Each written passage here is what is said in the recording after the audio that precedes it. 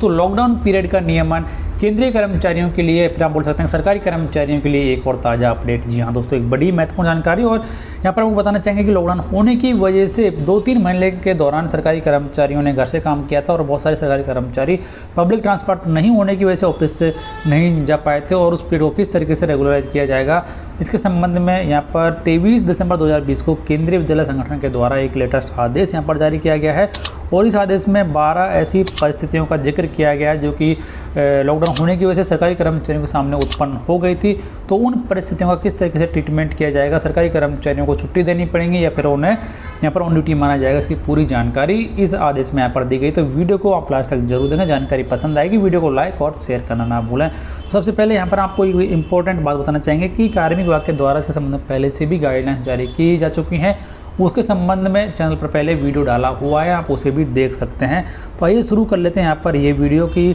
केंद्रीय विद्यालय संगठन के द्वारा क्या आदेश या फिर क्या नई गाइडलाइंस यहाँ पर जारी की गई हैं। तो सबसे पहली जो 3 कंडीशंस हैं उनका जो ट्रीटमेंट है वो सेम रहेगा। तो पहला यहाँ पर कंडीशन है कि एक सरकारी कर्मचारी जो कि हेडक्वार्टर में होने के बावजूद लॉकडाउन होने की वजह से या फिर वो पब्लिक ट्रांसपोर्ट नहीं होने की वजह से या फिर उनका जो एरिया है वो कंटेनमेंट जोन में था और वो ऑफिस अटेंड नहीं कर पाए थे, तो ये जो पूरा पीरियड है उन्हें पूरे पीरियड के दौरान ऑन ड्यूटी यहाँ पर माना जाएगा, इस कैटेगरी मानने वाले सरकारी कर्मचारियों को। और उसके बाद में ऐसे केंद्रीय कर्मचारी या फिर ऐसे सरकारी कर्मचारी या फिर ऐसे केवीएस के एम्प्लॉयज़ जो कि कोमॉर्बिटीज़ यानी कि जिन्हें डायबिटीज़ थी या फिर हाइपरटेंशन, अस्थमा आदि बीमारियाँ जैसी बीमारियाँ थी और उन्हें घर से काम करने के लिए कहा गया था, तो उनको भी जो पूरा पीरियड है उन्हें ऑन ड्यूटी माना जाएगा। तीसरा कंडीशन यहाँ पर कि ऐसे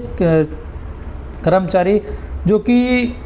समर वैकेशन ख़त्म होने के बाद में भी लॉकडाउन होने की वजह से और पब्लिक ट्रांसपोर्ट नहीं होने की वजह से वो ऑफिस अटेंड नहीं कर पाए थे, यानी कि विद्यालय ज्वाइन नहीं कर पाए थे, तो उन कर्मचारियों को भी यानी कि उन एम्प्लॉयज़ को भी इस पूरे पीरियड के दौरान ऑन ड्यूटी माना जाएगा। तो ये जो 3 तरह की कंडीशन है, यदि इसमें कोई आता है तो उसे ऑन ड्यूटी यहाँ पर माना जाएगा। उसके बाद में जो चौथा यहाँ पर कंडीशन आया है कर्मचारियों के सामने वो ये है कि an employ who could not attend office and working from home online despite his her name is figuring in the roster and no underlying medical condition, यानी कि ऐसे कर्मचारी जिनका कि नाम रोस्टर में था लेकिन वो किसी भी वजह से ऑफिस अटेंड नहीं कर पाए, यानी कि ऑफिस नहीं आ पाए हैं, तो किस तरीके से उन्हें ट्रीट किया जाएगा। तो यहाँ पर ये कहा गया है कि if informed to the controlling authority to be treated as on duty after permission of the cadre controlling authority, otherwise to treat the period as absent leave as per normal leave rules, यानी कि यदि उन्होंने अपने जो controlling authority है उसे inform कर दिया है तो उन्हें ऑन ड्यूटी माना जाएगा। यदि उन्होंने अपने हायर को यानी कि जो कंट्रोलिंग अथॉरिटी उन्हें इन्फॉर्म नहीं किया है तो उन्हें इस पीरियड को के लिए एब्सेंट माना जाएगा और उन्हें लीव यहाँ पर इस पीरियड की देनी पड़ेगी। और दूसरा कंडीशन यहाँ पर कि an employ who could not attend the office and not working from home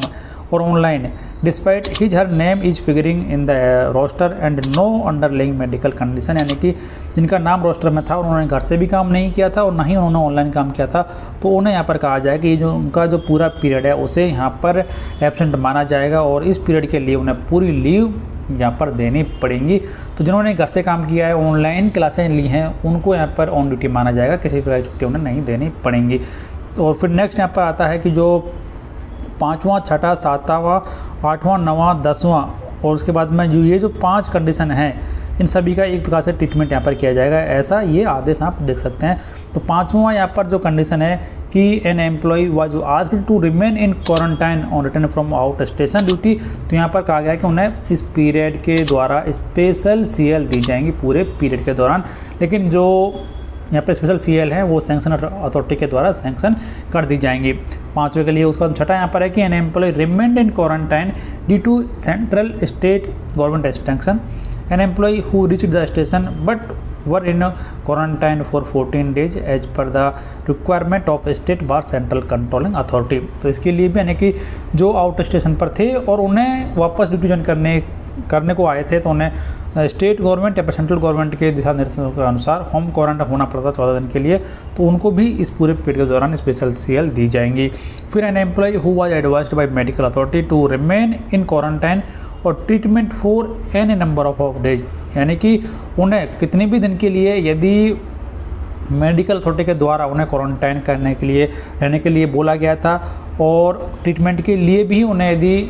बोला गया है मेडिकल अथॉरिटी के द्वारा कितने भी दिन के लिए, तो इस पूरे पीरियड के दौरान उन्हें स्पेशल कैजुअल लीव दी जाएंगी। नॉर्मली स्पेशल कैजुअल लीव यहाँ पर 30 दिन की मिलती हैं, लेकिन ये एक अच्छा आदेश यहाँ पर बोल सकते हैं कि पूरा जो पीरियड है, चाहे इर्रेस्पेक्टिव ऑफ डेज 10 दिन हो, 30 दिन हो, या फिर 60 दिन हो, या फिर 100 डेज हो, सबके लिए स्पेशल CL यहाँ पर दी जाएंगी। 8वां कंडीशन यहाँ पर कि employ has left the headquarter without permission and later inform the office that he or she is not able to reach back to the office due to lockdown. यानी कि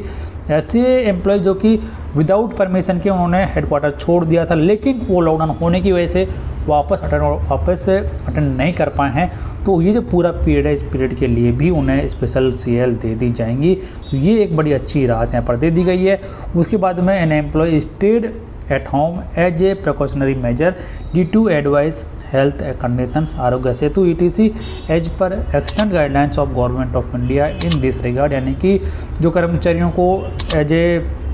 precautionary major आप बोल सकते हैं कि घर पर रहने के लिए बोला गया था, तो उन्हें भी छुट्टियां नहीं देनी पड़ेंगी, उन्हें भी स्पेशल कैजुअल लीव यहाँ पर दे दी जाएंगी। और उसके बाद में 10वां यहाँ पर है कि an employ who remained in quarantine as a precaution in a case when his or her family member staying with the employ was tested positive. यानी कि ऐसे केंद्रीय कर्मचारी जिनके कि फैमिली मेम्बर्स में यदि कोई COVID-19 का पॉजिटिव पाया गया था और उनको सेफ्टी मेजर के रूप में घर पर रहने के लिए कहा गया था, तो ऐसे कर्मचारियों को भी उस पीरियड के दौरान स्पेशल कैजुअल लीव यहाँ पर बोल सकते हैं कि SCL दे दी जाएंगी। तो ये भी एक बड़ी राहत यहाँ पर। उसके बाद में लास्ट 2 जो सिचुएशन यहाँ पर हैं 11वीं और 12वीं की एन एम्प्लॉय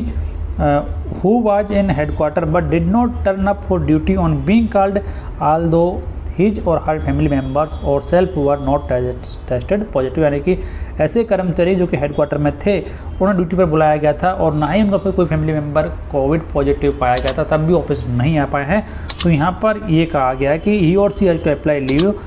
उन्हें यहाँ पर लीव अप्लाई करनी पड़ेंगी। और इसके अलावा otherwise EOL to be sanction for the period and pay may be decided as per normal rules. यानी कि जो कर्मचारी जो कि हेडक्वार्टर में थे और उन्हें किसी भी प्रकार की दिक्कतें नहीं थी, उन्हें ऑफिस बुलाया गया था, तो और तब भी वो ऑफिस नहीं आए हैं, तो उन्हें यहाँ पर एक्स्ट्रा ऑर्डिनरी लीव देनी पड़ेंगी और साथ में उनकी जो पे है वो भी यहाँ पर काटी जाएगी। तो ये एक बड़ा ही सख्त कदम। और 12वां आदेश यहाँ पर 12वीं जो कंडीशन यहाँ पर है कि how the employ with comorbidities, pregnant women and differently abled employees will be treated if worked from home or are working from home during COVID-19 pandemic. यानी कि ऐसे कर्मचारी जो कि कोमॉर्बिडिटीज से ग्रसित हैं, प्रेग्नेंट वुमेन्स हैं और जो शारीरिक रूप से विकलांग जो एम्प्लॉयज हैं जिनको भी घर से काम करने के लिए कहा जा रहा है, उनके इस पूरे पीरियड को किस तरीके से ट्रीट यहाँ पर किया जाएगा, इसके संबंध में गाइडलाइंस यहाँ पर जारी की गई है। तो यहाँ पर कहा गया है कि सच एम्प्लॉयज विद कोमॉर्बिडिटीज और उसके बाद में pregnant women and differently abled employees will be treated as duty and transport allowance will be regularised as per DOPTOM dated 1/12/2020।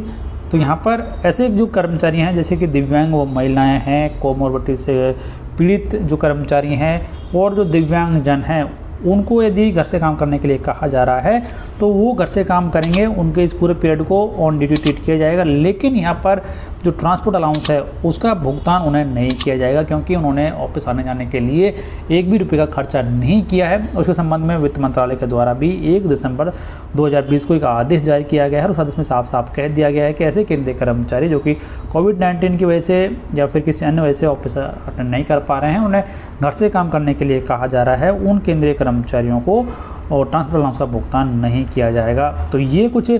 नए दिशा निर्देश यहाँ पर KBS के द्वारा जारी किए गए हैं। हो सकता है कि बाकी केंद्रीय कर्मचारियों के लिए भी ये कुछ हद तक फायदेमंद साबित हो सकते हैं। तो फिलहाल इस वीडियो में इतना ही। जानकारी कैसी लगी कमेंट बॉक्स में लिखकर जरूर बताएं। वीडियो को लाइक और शेयर करना ना भूलें और बने रहें हमारे YouTube चैनल के साथ हर एक लेटेस्ट और यूजफुल वीडियो सबसे पहले देखने के लिए।